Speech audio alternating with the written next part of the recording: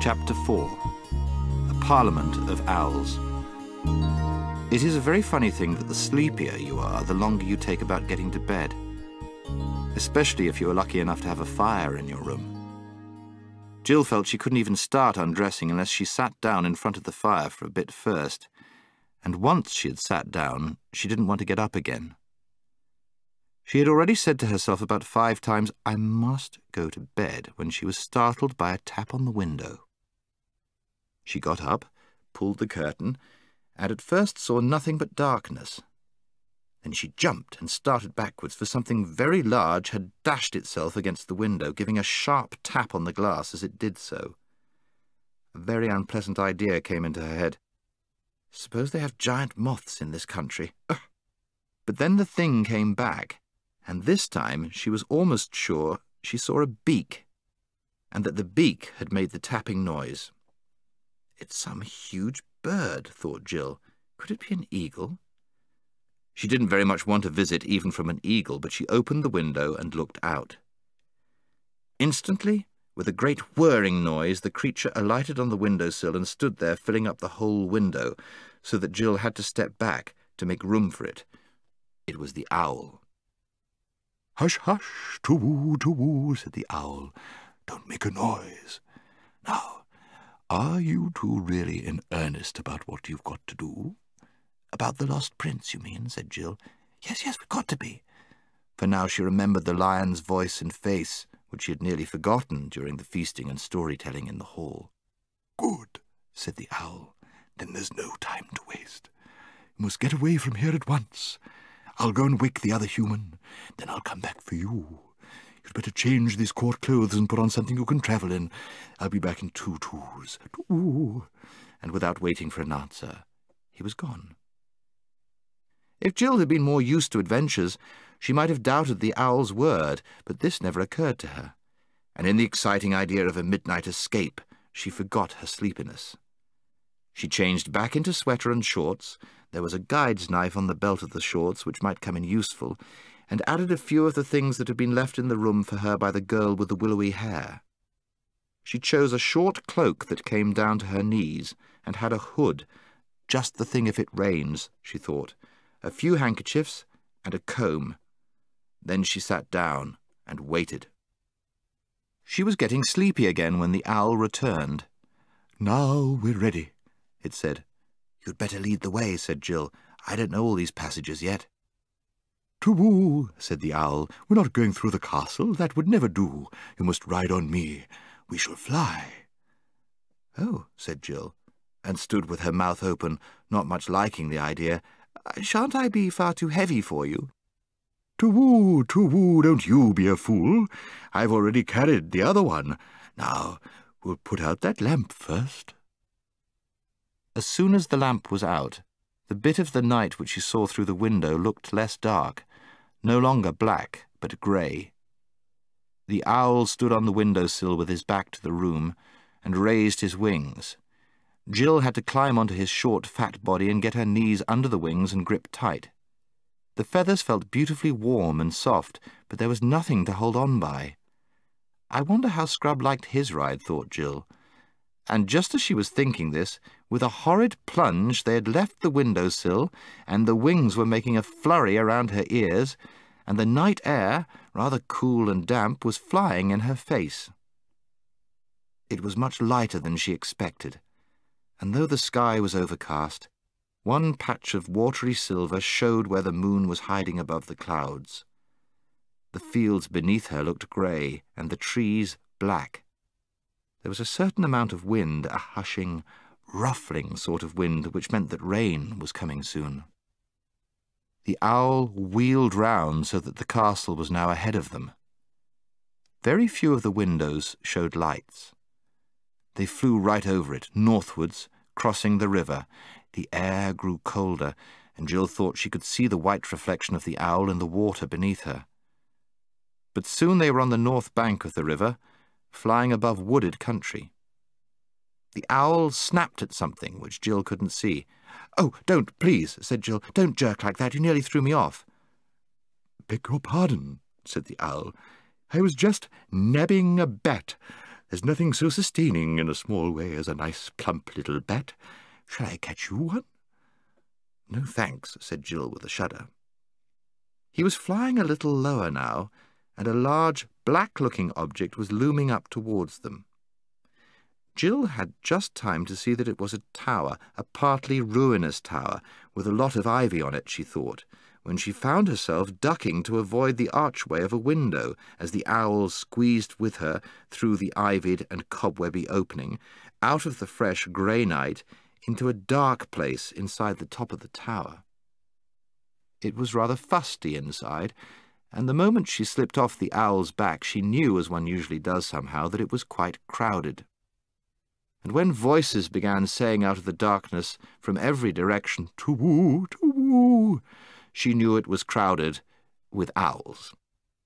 She was rather relieved when a different voice said, "Is that you, Pearl?" "Is that you, Scrub?" said Jill. "Now," said Glimfeather, "I think we're all here. Let us hold a parliament of owls." "To-woo, to-woo, true for you. That's the right thing to do," said several voices. "Half a moment," said Scrub's voice. "There's something I want to say first." "Do," said the owls, and Jill said, "Fire ahead." "I suppose all you chaps, owls, I mean," said Scrub, "I suppose you all know that King Caspian X, in his young days, sailed to the eastern end of the world. Well, I was with him on that journey, with him and Reepicheep the mouse, and the Lord Drinian and all of them. I know it sounds hard to believe, but people don't grow older in our world at the same speed as they do in yours. And what I want to say is this, that I'm the king's man, and if this parliament of owls has any sort of plot against the king, I'm having nothing to do with it." "To-woo, we're all the king's owls too," said the owls. "What's it all about, then?" said Scrub. "It's only this," said Glimfeather, "that if the Lord Regent, the dwarf Trumpkin, hears you are going to look for the lost prince, he won't let you start. He'd keep you under lock and key sooner." "Great Scott," said Scrub, "you don't mean that Trumpkin is a traitor? I used to hear a lot about him in the old days at sea. Caspian, the king, I mean, trusted him absolutely." "Oh, no," said a voice. "Trumpkin's no traitor, but more than 30 champions, knights, centaurs, good giants and all sorts have at one time or another set out to look for the lost prince, and none of them have ever come back. And at last the king said he was not going to have all the bravest Narnians destroyed in the search for his son, and now nobody is allowed to go." "But surely he'd let us go," said Scrub, "when he knew who I was and who had sent me." "Sent both of us," put in Jill. "Yes," said Glimfeather, "I think very likely he would, but the king's away, and Trumpkin will stick to the rules. He's as true as steel, but he's deaf as a post and very peppery.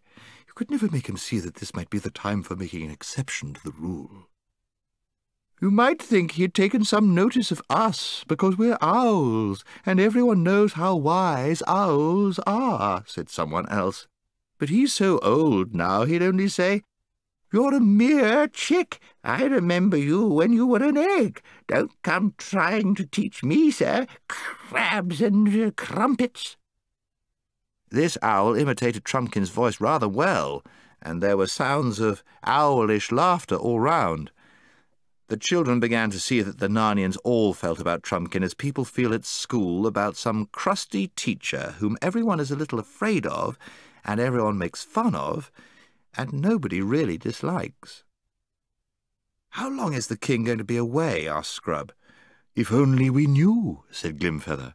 "You see, there has been a rumour lately that Aslan himself has been seen in the islands, in Terabithia, I think it was, and the king said he would make one more attempt before he died to see Aslan face to face again, and ask his advice about who is to be king after him. But we're all afraid that, if he doesn't meet Aslan in Terabithia, he'll go on east to Seven Isles, and the Lone Islands, and on and on. He never talks about it, but we all know he has never forgotten that voyage to the world's end. I'm sure in his heart of hearts he wants to go there again." "Then there's no good waiting for him to come back," said Jill. "No, no good," said the owl. "Oh, What a to-do! If only you two had known and spoken to him at once. He'd have arranged everything, probably given you an army to go with you in search of the prince. Jill kept quiet at this and hoped Scrub would be sporting enough not to tell all the owls why this hadn't happened. He was, or very nearly. That is, he only muttered under his breath, "Well, it wasn't my fault," before saying out loud, "Very well, we'll have to manage without it. But there's just one thing more I want to know. If this owl's parliament, as you call it, is all fair and above board and means no mischief, why does it have to be so jolly secret, meeting in a ruin at the dead of night and all that?" "To-woo, hooted several owls. "Where should we meet? When would anyone meet except at night?" "You see," explained Glimfeather, "most of the creatures in Narnia have such unnatural habits. They do things by day, in broad, blazing sunlight, when everyone ought to be asleep. And as a result, at night, they're so blind and stupid you can't get a word out of them. So we owls have got into the habit of meeting at sensible hours, on our own, when we want to talk about things." "I see," said Scrub. "Well now, let's get on. Tell us all about the lost prince." Then an old owl, not Glimfeather, related the story. About 10 years ago, it appeared, when Rilian, the son of Caspian, was a very young knight, he rode with the Queen, his mother, on a May morning in the north parts of Narnia. They had many squires and ladies with them, and all wore garlands of fresh leaves on their heads and horns at their sides. But they had no hounds with them, for they were maying, not hunting. In the warm part of the day they came to a pleasant glade where a fountain flowed freshly out of the earth, and there they dismounted, and ate and drank, and were merry. After a time the Queen felt sleepy, and they spread cloaks for her on the grassy bank, and Prince Rilian with the rest of the party went a little way from her, that their tales and laughter might not wake her. And so presently a great serpent came out of the thick wood and stung the Queen in her hand. All heard her cry out and rushed towards her, and Rilian was first at her side. He saw the worm gliding away from her and made after it with his sword drawn. It was great, shining, and as green as poison, so that he could see it well, but it glided away into thick bushes, and he could not come at it. So he returned to his mother and found them all busy about her. But they were busy in vain, for at the first glance of her face Rilian knew that no physic in the world would do her good. As long as the life was in her, she seemed to be trying hard to tell him something, but she could not speak clearly, and whatever her message was, she died without delivering it. It was then hardly 10 minutes since they had heard her cry. They carried the dead Queen back to Cair Paravel, and she was bitterly mourned by Rilian and by the king, and by all Narnia. She had been a great lady, wise and gracious and happy, King Caspian's bride, whom he had brought home from the eastern end of the world, and men said that the blood of the stars flowed in her veins. The prince took his mother's death very hardly, as well he might. After that, he was always riding on the northern marches of Narnia, hunting for that venomous worm, to kill it and be avenged. No one remarked much on this, though the prince came home from these wanderings looking tired and distraught. But about a month after the Queen's death, some said they could see a change in him. There was a look in his eyes as of a man who has seen visions, and though he would be out all day, his horse did not bear the signs of hard riding. His chief friend among the older courtiers was the Lord Drinian, he who had been his father's captain on that great voyage to the east parts of the earth. One evening Drinian said to the prince, "Your Highness must soon give over seeking the worm. There is no true vengeance on a witless brute as there might be on a man. You weary yourself in vain." The prince answered him, "My lord, I have almost forgotten the worm this 7 days." Drinian asked him why, if that was so, he rode so continually in the northern woods. "My lord," said the prince, "I have seen there the most beautiful thing that was ever made." "Fair prince," said Drinian, "of your courtesy let me ride with you tomorrow, that I also may see this fair thing." "With a good will," said Rilian. And in good time on the next day they saddled their horses and rode a great gallop into the northern woods, and alighted at that same fountain where the queen got her death. Drinian thought it strange that the prince should choose that place of all places to linger in, and there they rested till it came to high noon.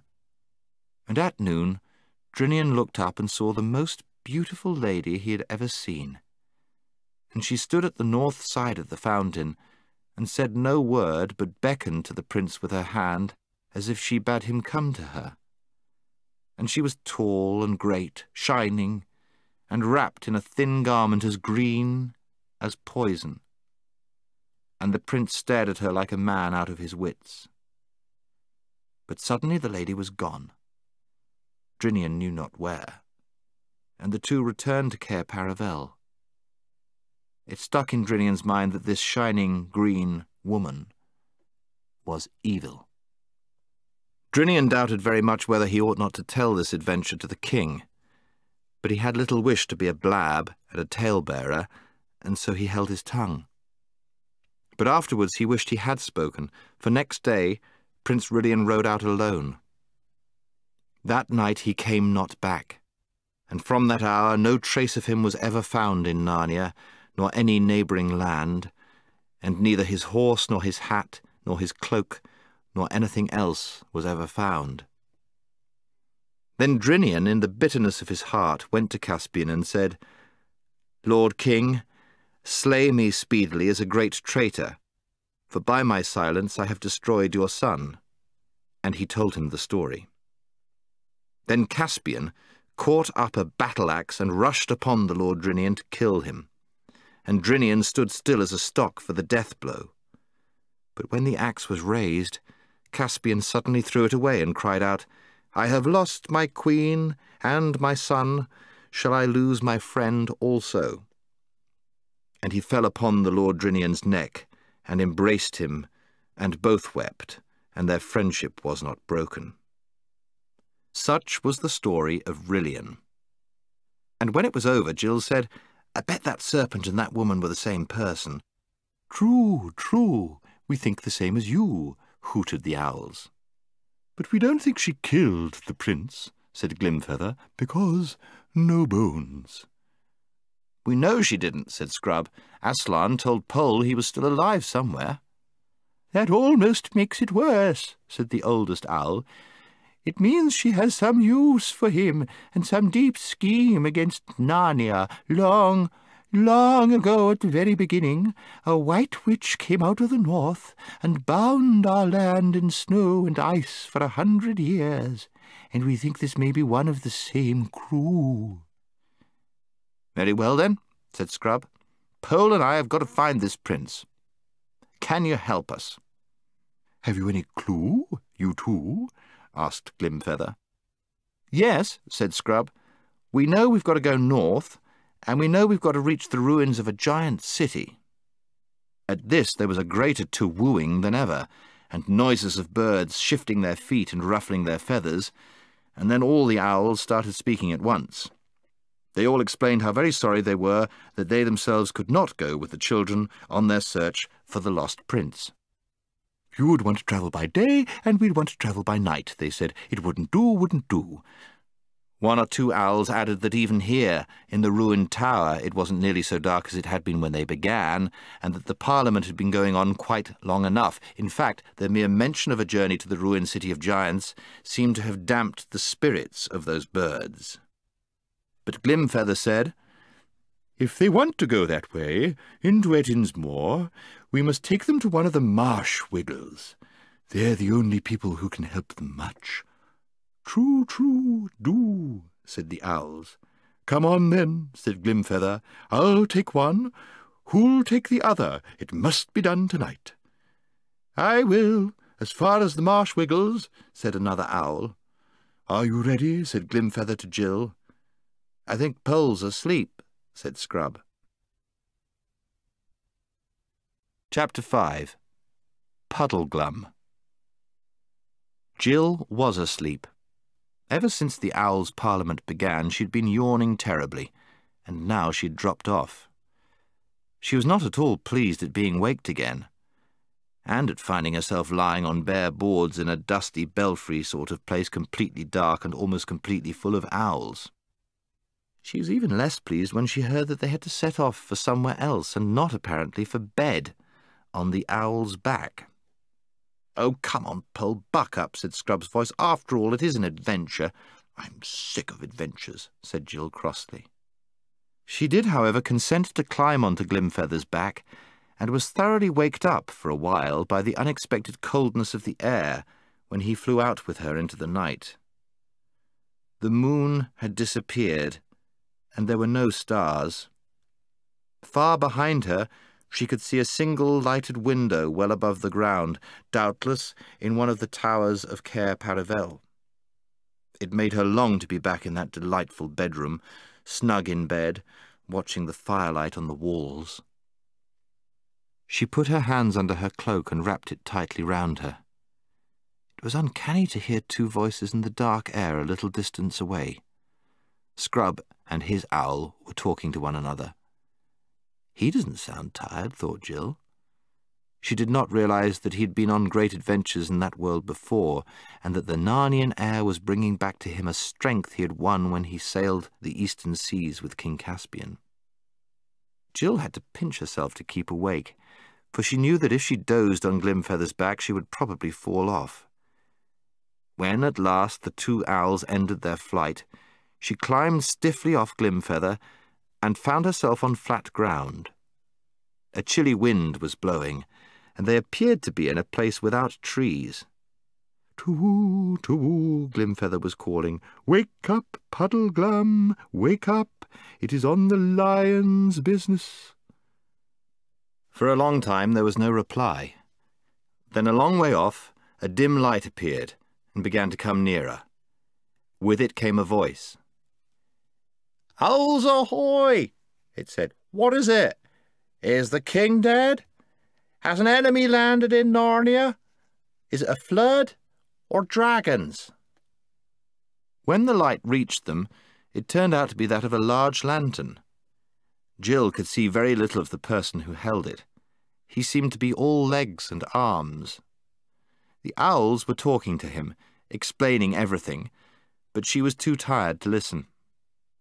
She tried to wake herself up a bit when she realized that they were saying goodbye to her, but she could never afterwards remember much except that sooner or later she and Scrub were stooping to enter a low doorway, and then, oh, thank heavens, were lying down on something soft and warm, and a voice was saying, "There you are, best we can do. You'll lie cold and hard. Damp, too, I shouldn't wonder. Won't sleep a wink, most likely. Even if there isn't a thunderstorm or a flood, or the wigwam didn't fall down on the top of us all as I've known them do. Must make the best of it." But she was fast asleep before the voice had ended. When the children woke late the next morning, they found that they were lying very dry and warm on beds of straw in a dark place. A triangular opening let in the daylight. "Where on earth are we?" asked Jill. "In the wigwam of a marsh-wiggle," said Eustace. "A what?" "A marsh-wiggle. Don't ask me what it is. I couldn't see it last night. I'm getting up. Let's go and look for it." "How beastly one feels after sleeping in one's clothes," said Jill, sitting up. "I was just thinking how nice it was not to have to dress," said Eustace. "Or wash either, I suppose," said Jill scornfully. But Scrub had already got up, yawned, shaken himself, and crawled out of the wigwam. Jill did the same. What they found outside was quite unlike the bit of Narnia they had seen on the day before. They were on a great flat plain, which was cut into countless little islands by countless channels of water. The islands were covered with coarse grass and bordered with reeds and rushes. Sometimes there were beds of rushes about an acre in extent. Clouds of birds were constantly alighting in them and rising from them again. Duck, snipe, bitterns, herons. Many wigwams like that in which they had passed the night could be seen dotted about, but all at a good distance from one another, for marsh-wiggles are people who like privacy. Except for the fringe of the forest several miles to the south and west of them, there was not a tree in sight. Eastward, the flat marsh stretched to low sandhills on the horizon, and you could tell by the salt tang in the wind which blew from that direction that the sea lay over there. To the north, there were low, pale-coloured hills, in places bastioned with rock. The rest was all flat marsh. It would have been a depressing place on a wet evening. Seen under a morning sun, with a fresh wind blowing, and the air filled with the crying of birds, there was something fine and fresh and clean about its loneliness. The children felt their spirits rise. "Where has the thingamy got to, I wonder?" said Jill. "The marsh-wiggle," said Scrub, as if he were rather proud of knowing the word. "I expect, oh, hello, that must be him." And then they both saw him, sitting with his back to them, fishing, about 50 yards away. He'd been hard to see at first, because he was nearly the same colour as the marsh, and because he sat so still. "I suppose we'd better go and speak to him," said Jill. Scrub nodded. They both felt a little nervous. As they drew nearer, the figure turned its head and showed them a long, thin face with rather sunken cheeks, a tightly shut mouth, a sharp nose, and no beard. He was wearing a high, pointed hat like a steeple, with an enormously wide, flat brim. The hair, if it could be called hair, which hung over his large ears, was greeny-grey, and each lock was flat rather than round, so that they were like tiny reeds. His expression was solemn, his complexion muddy, and you could see at once that he took a serious view of life. "Good morning, guests," he said. "Though when I say good, I don't mean it won't probably turn to rain, or it might be snow or fog or thunder. You didn't get any sleep, I dare say." "Yes, we did, though," said Jill. "We had a lovely night." "Ah," said the marsh-wiggle, shaking his head. "I see you're making the best of a bad job. That's right. You've been well brought up, you have. You've learnt to put a good face on things."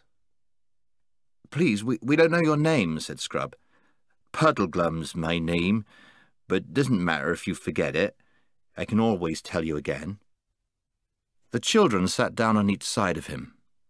They now saw that he had very long legs and arms, so that although his body was not much bigger than a dwarf's, he would be taller than most men when he stood up. The fingers of his hands were webbed like a frog's, and so were his bare feet, which dangled in the muddy water. He was dressed in earth-coloured clothes that hung loose about him. "I'm trying to catch a few eels to make an eel stew for our dinner," said Puddleglum. "Though you shouldn't wonder if I didn't get any. You won't like them much if I do." "Why not?" asked Scrub. "Why, it's not in reason that you should like our sort of victuals, though I've no doubt you'll put a bold face on it. All the same, while I am a-catching of them, if you two could try to light the fire, there's no harm in trying. The wood's behind the wigwam. It may be wet. You could light it inside the wigwam, and then we'd get all the smoke in our eyes, or you could light it outside, and then the rain would come and put it out. Here's my tinder box. You won't know how to use it, I expect." But Scrub had learnt that sort of thing on his last adventure. The children ran back together to the wigwam, found the wood, which was perfectly dry, and succeeded in lighting a fire with rather less than the usual difficulty. Then Scrub sat and took care of it while Jill went and had some sort of wash, not a very nice one, in the nearest channel. After that she saw to the fire, and he had a wash. Both felt a good deal fresher, but very hungry. Presently the marsh-wiggle joined them. In spite of his expectation of catching no eels, he had a dozen or so, which he had already skinned and cleaned. He put a big pot on, mended the fire, and lit his pipe. Marsh-wiggles smoke a very strange, heavy sort of tobacco. Some people say they mix it with mud. And the children noticed the smoke from Puddleglum's pipe hardly rose in the air at all. It trickled out of the bowl and downwards and drifted along the ground like a mist. It was very black, and set Scrub coughing. "Now," said Puddleglum, "those eels will take a mortal long time to cook, and either of you might faint with hunger before they're done. I knew a little girl, but I better not tell you that story. It might lower your spirits, and that's the thing I never do. So to keep your minds off your hunger, we may as well talk about our plans." "Yes, do let's," said Jill. "Can you help us to find Prince Rilian?" The Marshwiggle sucked in his cheeks till they were hollower than you would have thought possible. "Well, don't know that you call it help," he said. "Don't know that anyone could exactly help. It stands to reason we're not likely to get very far on a journey to the north, not at this time of year, with the winter coming on so soon and all. And an early winter too, by the look of things. But you mustn't let that make you downhearted. Very likely what with enemies and mountains and rivers to cross and losing our way, and next to nothing to eat and sore feet, we'll hardly notice the weather. And if we don't get far enough to do any good, we may get far enough not to get back in a hurry." Both children noticed that he said we, not you, and both exclaimed at the same moment, "Are you coming with us?" "Oh, yes, I'm coming, of course. Might as well, you see. Don't suppose we shall ever see the king back in Narnia, now that he's once set off for foreign parts. And he had a nasty cough when he left. And then there's Trumpkin. He's failing fast. And you'll find there'll have been a bad harvest after this terrible dry summer. I shouldn't wonder if some enemy attacked us, mark my words." "And how shall we start?" said Scrub. "Well," said the Marshwiggle very slowly, "all the others who ever went looking for Prince Rilian started from that same fountain where the Lord Drinian saw the lady. They went north, mostly, and as none of them ever came back, we can't exactly say how they got on." "We've got to start by finding a ruined city of giants," said Jill. "Aslan said so." "Got to start by finding it, have we?" answered Puddleglum. "Not allowed to start by looking for it, I suppose." "Well, that's what I meant, of course," said Jill. "And then when we found it—" "Yes, when," said Puddleglum very dryly. "Doesn't anyone know where it is?" asked Scrub. "I don't know about anyone," said Puddleglum. "And I won't say I haven't heard of that ruined city.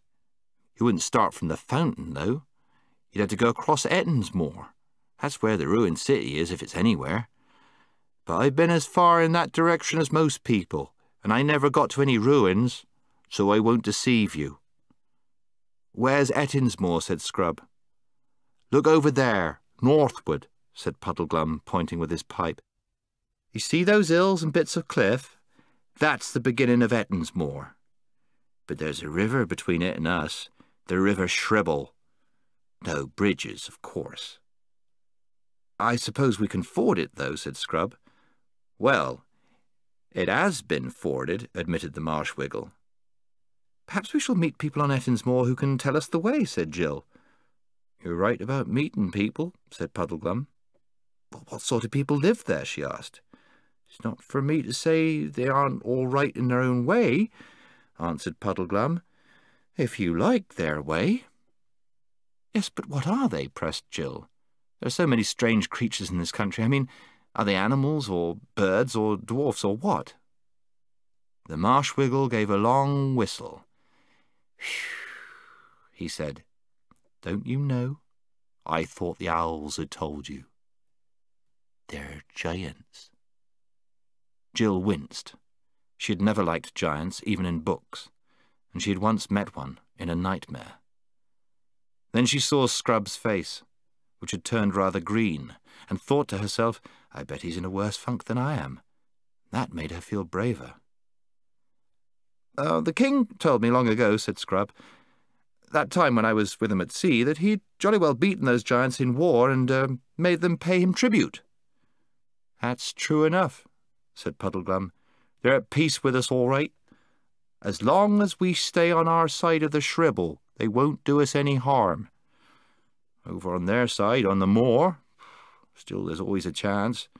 If we don't get near any of them, and if none of them forget themselves, and we're not seen, it's just possible we might get a long way." "Look here," said Scrub, suddenly losing his temper, as people so easily do when they have been frightened. "I don't believe the whole thing can be half as bad as you're making out, any more than the beds in the wigwam were hard or the wood was wet. I don't think Aslan would ever have sent us if there was so little chance as all that." He quite expected the Marshwiggle to give him an angry reply, but he only said, "Oh, that's the spirit, Scrub. That's the way to talk. Put a good face on it. But we all need to be very careful about our tempers, seeing all the hard times we shall have to go through together. Won't do to quarrel, you know. At any rate, don't begin it too soon. I know these expeditions usually end that way, knifing one another, I shouldn't wonder, before all's done. But the longer we can keep off it—" "Well, if you feel it so hopeless," interrupted Scrub, "I think you'd better stay behind. Pole and I can go on alone, can't we, Pole?" "Shut up and don't be an ass, Scrub," said Jill hastily, terrified lest the Marshwiggle should take him at his word.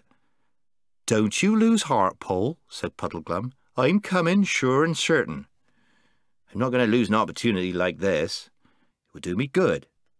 They all say, the other Wiggles all say, that I'm too flighty. Don't take life seriously enough. They've said it once, they've said it 1,000 times. Puddleglum, they've said, you're altogether too full of bobbance and bounce and high spirits. You've got to learn that life isn't all fricasseed frogs and eel pie. You want something to sober you down a bit. We're only saying it for your own good, Puddleglum." "That's what they say." "Now a job like this, a journey up north just as winter's beginning, looking for a prince who probably ain't there, by way of a ruined city that no one has ever seen, will be just the thing. If that don't steady a chap, I don't know what will." And he rubbed his big frog-like hands together as if he were talking of going to a party or a pantomime. "And now," he added, "let's see how those eels are getting on." When the meal came, it was delicious, and the children had 2 large helpings each. At first the Marshwiggle wouldn't believe that they really liked it, and when they had eaten so much that he had to believe them, he fell back on saying that it would probably disagree with them horribly. "What's food for Wiggles may be poison for humans, I shouldn't wonder," he said.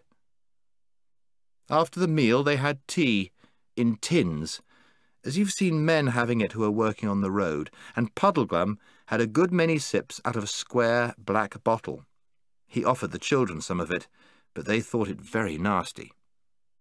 The rest of the day was spent in preparations for an early start the next morning. Puddleglum, being far the biggest, said he would carry 3 blankets, with a large bit of bacon rolled up inside them. Jill was to carry the remains of the eels, some biscuit, and the tinderbox. Scrub was to carry both his own cloak and Jill's when they didn't want to wear them. Scrub, who had learned some shooting when he sailed to the east under Caspian, had Puddleglum's second-best bow, and Puddleglum had his best one, though he said that what with winds and damp bowstrings and bad light and cold fingers, it was 100 to 1 against either of them hitting anything. He and Scrub both had swords. Scrub had brought the one which had been left out for him in his room at Cair Paravel, but Jill had to be content with her knife. There would have been a quarrel about this, but as soon as they started sparring, the Wiggle rubbed his hands and said, "Ah, there you are. Thought as much. That's what usually happens on adventures." This made them both shut up. All 3 went to bed early in the wigwam.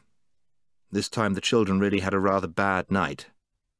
That was because Puddleglum, after saying, "You better try for some sleep, you 2, not that I suppose any of us will close an eye tonight," instantly went off into such a loud, continuous snore that when Jill at last got to sleep, she dreamed all night about road drills and waterfalls and being in express trains in tunnels. Chapter 6. The Wild Wastelands of the North. At about 9 o'clock the next morning, 3 lonely figures might have been seen picking their way across the Shribble by the shoals and stepping stones. It was a shallow, noisy stream, and even Jill was not wet above her knees when they reached the northern bank. About 50 yards ahead, the land rose up to the beginning of the moor, everywhere steeply and often in cliffs. "I suppose that's our way," said Scrub, pointing left and west to where a stream flowed down from the moor through a shallow gorge, but the Marshwiggle shook his head. The giants mainly live along the side of that gorge," he said. "You might say the gorge was like a street to them. We'll do better straight ahead, even though it's a bit steep." They found a place where they could scramble up, and in about 10 minutes stood panting at the top. They cast a longing look back at the valleyland of Narnia, and then turned their faces to the north.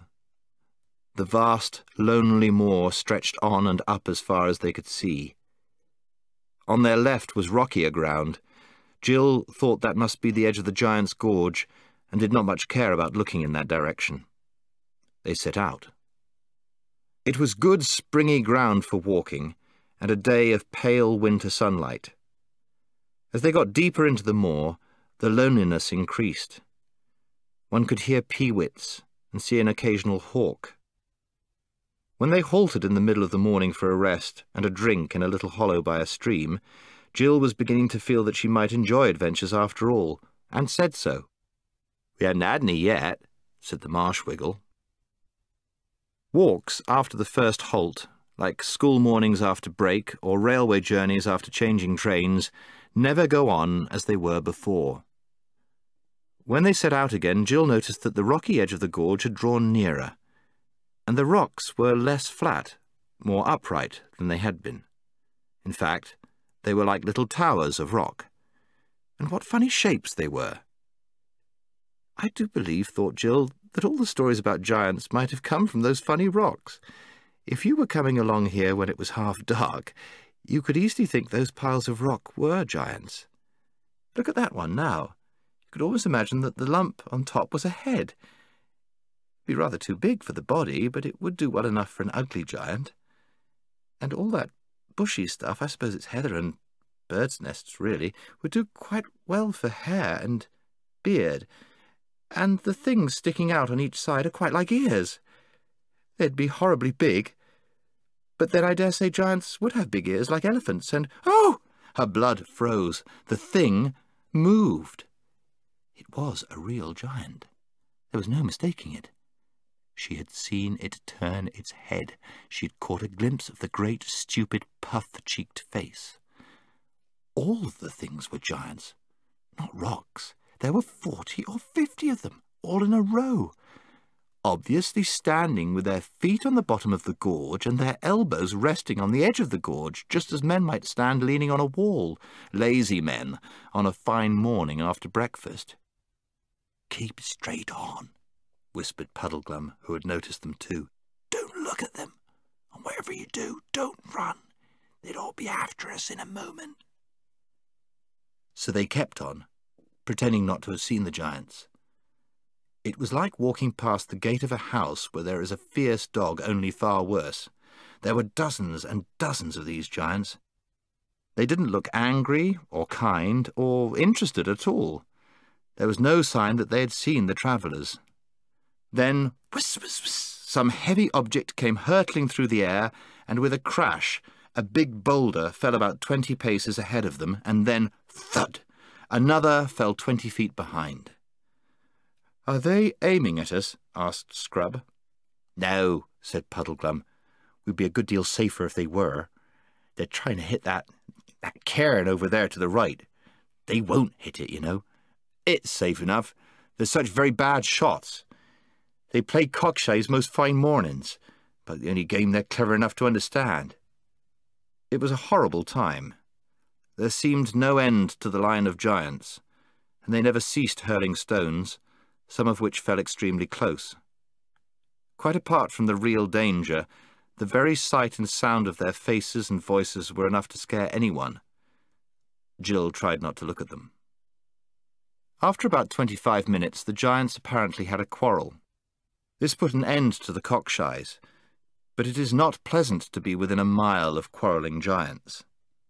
They stormed and jeered at one another in long, meaningless words of about 20 syllables each. They foamed and gibbered and jumped in their rage, and each jump shook the earth like a bomb. They lammed each other on the head with great, clumsy stone hammers, but their skulls were so hard that the hammers bounced off again, and then the monster who had given the blow would drop his hammer and howl with pain because it had stung his fingers. but he was so stupid that he would do exactly the same thing a minute later.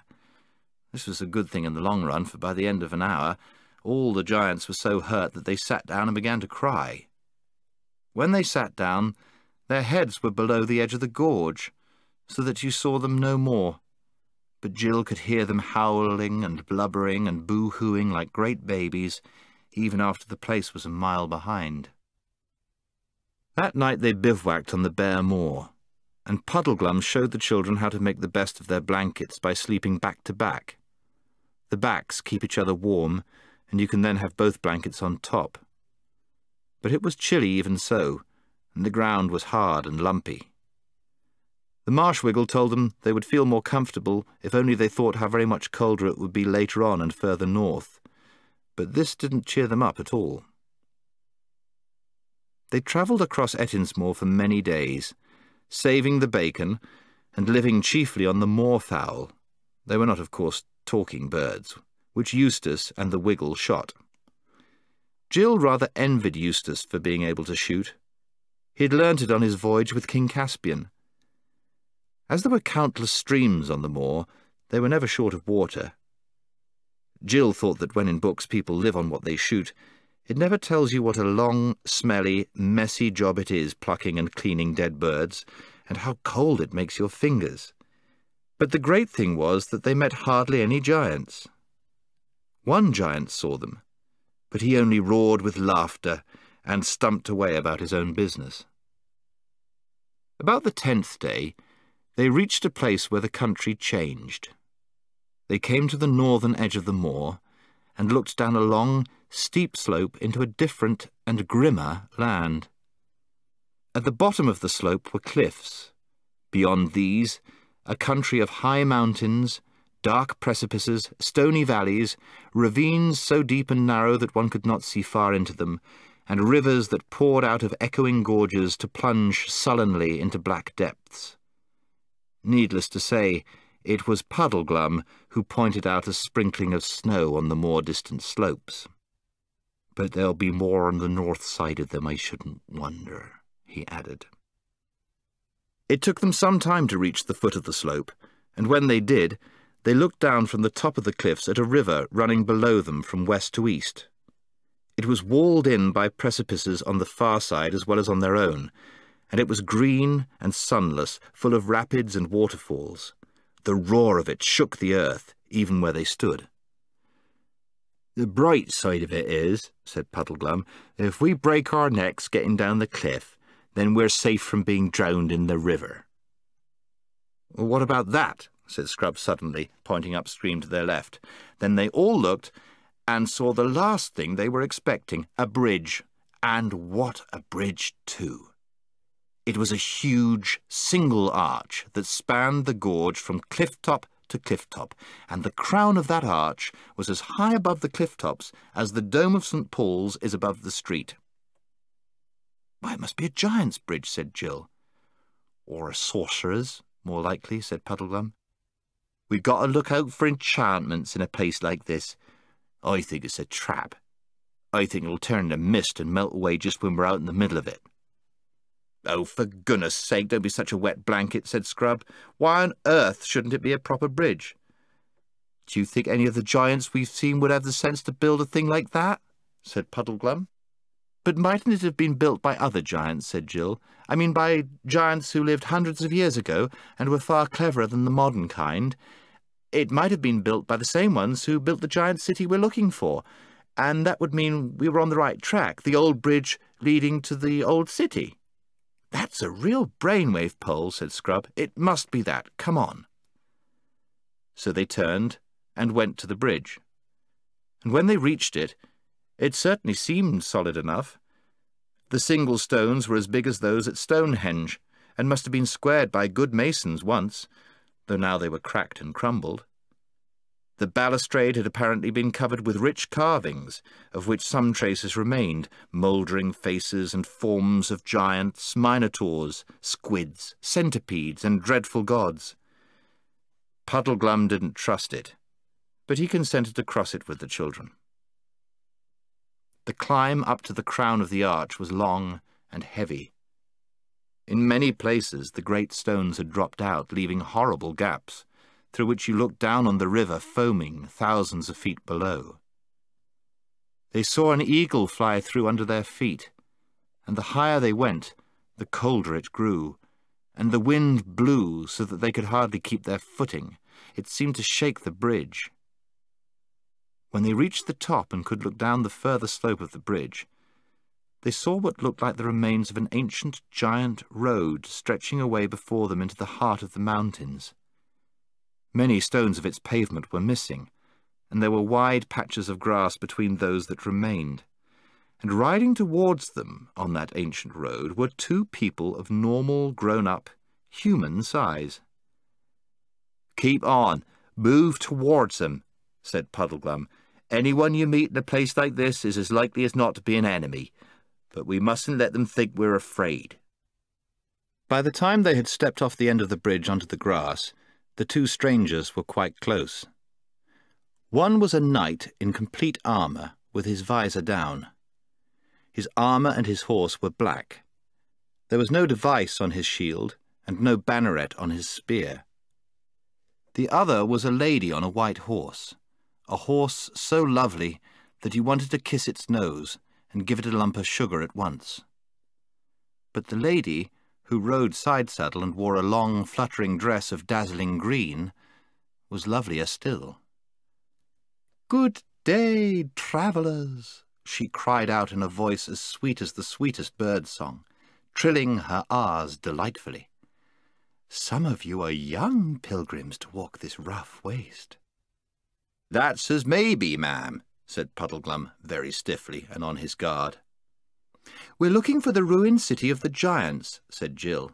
"The ruined city," said the lady. "That is a strange place to be seeking. What will you do if you find it?" "We've got to—" began Jill, but Puddleglum interrupted. "Begging your pardon, ma'am, but we don't know you or your friend, Silent Chapney, and you don't know us. And we'd as soon not talk to strangers about our business, if you don't mind. Shall we have a little rain soon, do you think?" The lady laughed. The richest, most musical laugh you can imagine. "Well, children," she said, "you have a wise, solemn old guide with you. I think none the worse of him for keeping his own counsel, but I'll be free with mine. I have often heard the name of the giantish city Ruinous, but never met any who would tell me the way thither. This road leads to the burg and castle of Harfang, where dwell the gentle giants. They are as mild, civil, prudent, and courteous as those of Ettinsmore are foolish, fierce, savage, and given to all beastliness. And in Harfang you may or may not hear tidings of the city Ruinous, but certainly you shall find good lodgings and merry hosts. You would be wise to winter there, or at the least to tarry certain days for your ease and refreshment. There you shall have steaming baths, soft beds, and bright hearths. And the roast and the baked, and the sweet and the strong will be on the table 4 times in a day." "I say," exclaimed Scrub, "that's something like. Think of sleeping in a bed again." "Oh, yes, and having a hot bath," said Jill. "Do you think they'll ask us to stay? We don't know them, you see." "Only tell them," answered the lady, "that she of the green kirtle salutes them by you, and has sent them 2 fair southern children for the autumn feast." "Oh, thank you ever so much," said Jill and Scrub. "But have a care," said the lady, "on whatever day you reach Harfang, that you come not to the door too late, for they shut their gates a few hours after noon, and it is the custom of the castle that they open to none when once they have drawn bolt, how hard soever he knock." The children thanked her again with shining eyes, and the lady waved to them. The Marshwiggle took off his steeple hat and bowed very stiffly. Then the silent knight and the lady started walking their horses up the slope of the bridge with a great clatter of hoofs. "Well," said Puddleglum, "I'd give a good deal to know where she's coming from and where she's going. Not the sort you expect to meet in the wilds of Giantland, is she? Up to no good, I'll be bound." "Oh, rot," said Scrub. "I thought she was simply super. And think of hot meals and warm rooms. I do hope Harfang isn't a long way off." "Same here," said Jill. "And hadn't she a scrumptious dress? And the horse?" "All the same," said Puddleglum, "I wish we knew a bit more about her." "I was going to ask her all about herself," said Jill, "but how could I, when you wouldn't tell her anything about us?" "Yes," said Scrub. "And why were you so stiff and unpleasant? Didn't you like them?" "Them?" said the Wiggle. "Who's them? I only saw one." "Didn't you see the knight?" asked Jill. "I saw a suit of armour," said Puddleglum. "Why didn't he speak?" "I expect he was shy," said Jill. "Or perhaps he just wants to look at her and listen to her lovely voice. I'm sure I would if I was him." "I was wondering," remarked Puddleglum, "what you'd really see if you lifted up the visor of that helmet and looked inside." "Hang it all," said Scrub. "Think of the shape of the armour. What could be inside it except a man?" "How about a skeleton?" asked the Marsh Wiggle with ghastly cheerfulness. "Or perhaps," he added as an afterthought, "nothing at all. I mean, nothing you could see. Someone invisible." "Really, Puddleglum," said Jill with a shudder, "you do have the most horrible ideas. How do you think of them all?" "Oh, bother his ideas," said Scrub. "He's always expecting the worst, and he's always wrong. Let's think about those gentle giants and get on to Harfang as quickly as we can. I wish I knew how far it is." And now they nearly had the first of those quarrels which Puddleglum had foretold. Not that Jill and Scrub hadn't been sparring and snapping at each other a good deal before, but this was the first really serious disagreement. Puddleglum didn't want them to go to Harfang at all.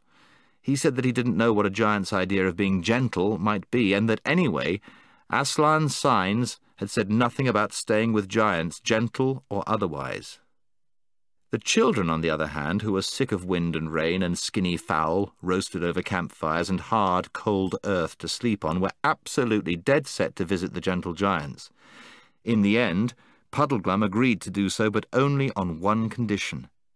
The others must give an absolute promise that unless he gave them leave, they would not tell the gentle giants that they came from Narnia, or that they were looking for Prince Rilian. And they gave him this promise, and went on. After that talk with the lady, things got worse in two different ways. In the first place, the country was much harder. The road led through endless, narrow valleys down which a cruel north wind was always blowing in their faces. There was nothing that could be used for firewood, and there were no nice little hollows to camp in, as there had been on the moor.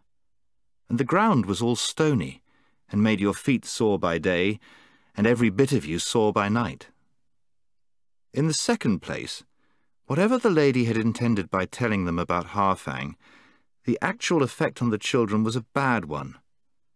They could think about nothing but beds and baths and hot meals, and how lovely it would be to get indoors. They never talked about Aslan, or even about the lost prince now. And Jill gave up her habit of repeating the signs over to herself every night and morning.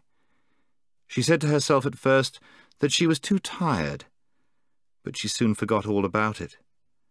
And though you might have expected that the idea of having a good time at Harfang would have made them more cheerful, it really made them more sorry for themselves and more grumpy and snappy with each other, and with Puddleglum. At last they came one afternoon to a place where the gorge in which they were travelling widened out, and dark fir woods rose on either side. They looked ahead and saw that they had come through the mountains. Before them lay a desolate, rocky plain. Beyond it, further mountains capped with snow. But between them and those further mountains rose a low hill with an irregular, flattish top. "Look, look!" cried Jill, and pointed across the plain. And there, through the gathering dusk, from beyond the flat hill, everyone saw lights. Lights! Not moonlight nor fires, but a homely, cheering row of lighted windows. If you have never been in the wild wilderness day and night for weeks, you will hardly understand how they felt. "Harfang!" cried Scrub and Jill in glad, excited voices, and "Harfang!" repeated Puddleglum in a dull, gloomy voice. But he added, "Hello, wild geese," and had the bow off his shoulder in a second. He brought down a good fat goose. It was far too late to think of reaching Harfang that day, but they had a hot meal and a fire, and started the night warmer than they had been for over a week. After the fire had gone out, the night grew bitterly cold, and when they woke next morning, their blankets were stiff with frost. "Never mind," said Jill, stamping her feet. "Hot baths tonight."